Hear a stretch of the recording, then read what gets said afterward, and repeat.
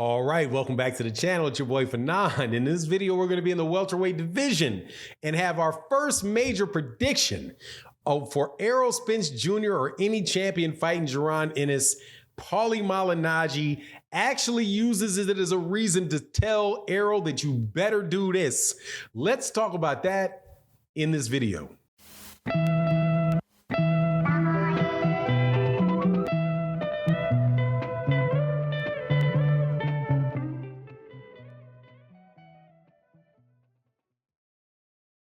All right, welcome back to the channel. It's your boy Fanon, and in this video, we are going to talk about the welterweight division. Pauli Malignaggi has some real wild stuff to say about Errol Spence Jr. and warns him, you better take that Terence Crawford fight because the other options, bro, are not that good for you. Before I get into that though, let me welcome you back to the channel. If you are new to the channel, please accept my invitation to subscribe to the channel. Hit that bell icon so you can be notified of when we release more videos. If you are a longtime subscriber or supporter, please hit that like button. Thank you so much for your support. It's greatly appreciated. Also, if you do feel like supporting the channel, there is a super thanks, which allows you to contribute to the channel. That would be greatly appreciated. And also thank you to everybody that supports over there on Patreon. We got a lot of content over there on Patreon. So just definitely check us out on Patreon. So let's get into this. Pauli Malignaggi. I do believe he's a former welterweight champion. Think he may have actually had a belt, and that may have been the welterweight belt that Adrian Bronner took off of him some years ago. Former Showtime contributor, Showtime announcer, announced a lot of Errol Spence Jr.'s fights while he was over there, and also somebody that has in the past has said, look, man, Errol Spence Jr. is a lot of trouble for Terence Crawford. So he recently gave another interview on a channel called The Schmo. If you've not heard of it, definitely go check out The Schmo on YouTube. Very funny guy. He has a wide-ranging, types of interviews. So he interviews Pauli Malignaggi, and he's asked about the Errol Spence Jr. and Terence Crawford fight. And he basically has a warning for Terence Crawford, and he has one for Errol Spence Jr. The first things first, the one with Errol Spence Jr. was, though, he said, this is why I think the Errol Spence Jr. Terence Crawford fight is going to happen. And he said it's going to happen because Jaron Ennis is Errol Spence Jr.'s mandatory for the IBF. And if Errol Spence Jr. does not fight Terence Crawford and he has to fight that mandatory, you ain't guaranteed to ever get the Terence Crawford fight because he very well may not beat Jaron Ennis, because Jaron Ennis is what Errol Spence Jr. was several years ago. Basically saying, look, Errol's at a different stage in his career now, and he's in the same stage that Terence Crawford is. They're older fighters who have had championships for a long time. They're not as hungry as they used to be, right? They're not as young as they used to be. And so he would have to be really, really careful about getting in the ring with Jaron Ennis because, like you say, man, you may not make it out of there with them belts if you do that. So better for you to sacrifice what you have to sacrifice in order to get that Terence Crawford fight, who you have a better chance of beating than to go to Jaron Ennis and do that. That, I'm telling you, for people that keep telling me people complain about anything, all right? And I don't mind it. Shout out to you subscribers and supporters. I always tell you, you do not have to agree with everything that I have to say. Just give me your opinion in a respectable manner.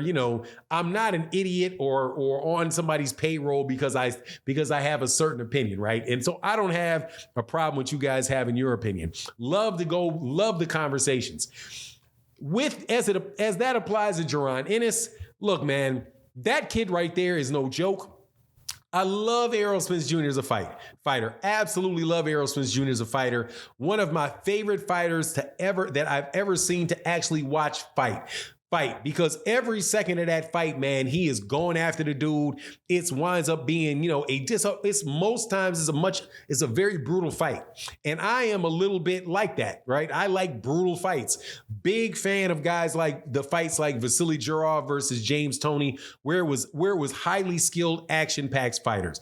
Same thing with Terence Crawford. Terence Crawford gives you a good show when you're in the fight, dude. One of the best fighters that I've seen, definitely one of the best fighters of this century. And I think that's saying a lot, seeing as we're 22 years into the century, right? And unless somebody pops up in the next 3 or 4 years, that's a quarter century. That's a long amount of time and a really big compliment to be giving people, right? So these guys are no jokes. However, when you have guys like, you have James Toney, Roy Jones, Pauli Malignaggi, Sean Porter, Danny Garcia, Terence Crawford, Errol Spence, pretty much any and everybody that have seen this guy fights, like, yeah, man, this dude is a special fighter.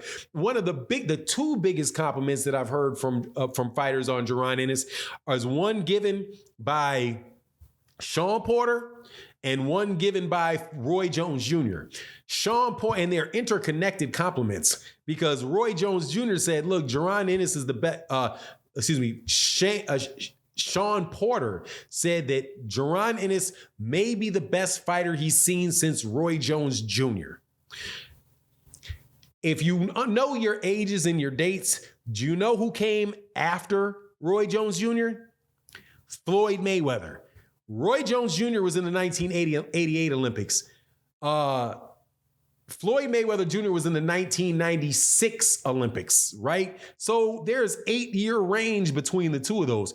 Roy Jones Jr. was the #1 pound for pound fighter for years, well before Floyd Mayweather Jr. Came to the top, really jumped to the top of the fight game. And really, Floyd didn't jump to the top until after Roy Jones Jr. had lost to to Antonio Tarver on the way back down from his heavyweight championship win against John Ruiz. So for Sean Porter to say that is a huge compliment. And then when Roy Jones Jr. was told about that, Roy Jones Jr. co-signed. He's like, yeah, you may be right about that. You don't ever hear Roy Jones Jr. give anybody that type of credit when talking about himself compared to them. It's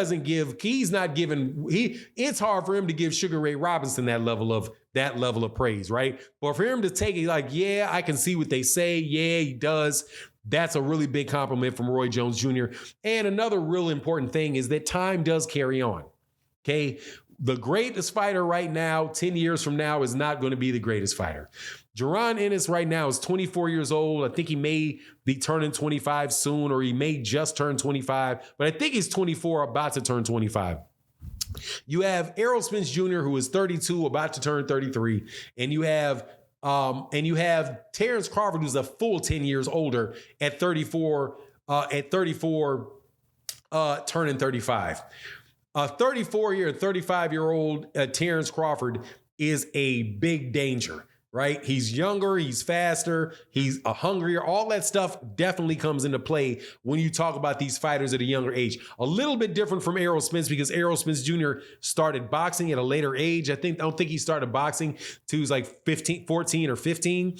So, he didn't jump onto the professional scene till he was like 24, something like that. And then after that, he became a champion. I think maybe became a champion at 26 or 28, whatever it is. So it's a little bit, as far as his development, is a little bit more delayed when it comes to Errol Spence, but you get my point.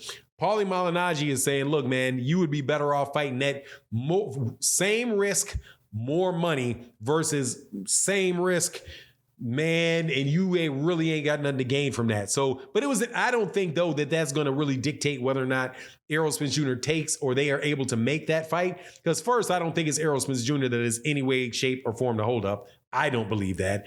And secondly, I don't think Errol's going to fight Jaron any way it goes, because he said he's going to go to 154. But anyway, that's my take on the matter. You let me know what you think of what Pauli Malignaggi says. And with that, I'm out. Deuces.